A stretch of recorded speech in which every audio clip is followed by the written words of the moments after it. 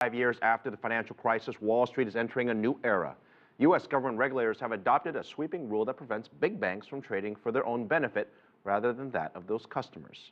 It is called the Volcker Rule. Highly contested and long awaited, it comes 3 years after the White House first proposed the idea.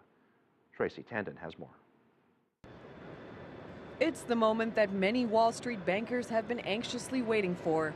Regulators have approved the so-called Volcker Rule, a harsh reform that's expected to usher in a new era of tougher banking oversight. The rule, named after former Federal Reserve Chairman Paul Volcker, who advocated the reforms, harkens back to the U.S. Glass-Steagall Act, a law passed during the Great Depression that separated commercial and investment banking to protect bank depositors. But it was repealed by Congress back in 1999. The reform is also designed to protect depositors from massive trading losses by commercial banks such as J.P. Morgan. Back in 2012, a J.P. Morgan trader made a series of wayward bets that generated $6 billion in losses, earning him the nickname London Whale because his losses were so enormous. The Volcker Rule will prohibit banks from risky proprietary trading that could lose their depositors' savings. Deposits are the largest debts of banks. People don't think of deposits as debts, but they are.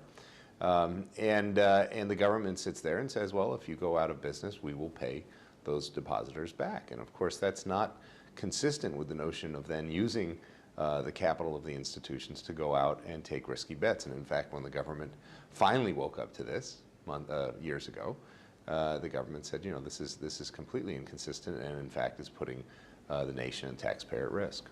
The rule is expected to hit the big investment banks such as Goldman Sachs, Morgan Stanley, and J.P. Morgan the hardest. But many Wall Street banks have already closed down their proprietary trading desks, anticipating approval of the Volcker Rule. The true test of the reform will be how well the regulators can oversee the bank's activities. Many experts believe while it may reduce excessive risk-taking in the short term, the big banks will eventually try and find ways to beat the system.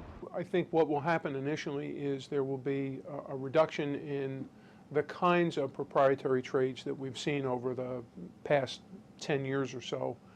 But eventually, Wall Street will figure out where the loopholes are in the Volcker Rule and will exploit those loopholes the same way Wall Street exploited the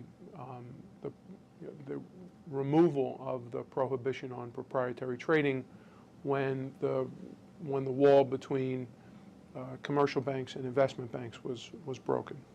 The biggest challenge to these reforms now may be implementing them.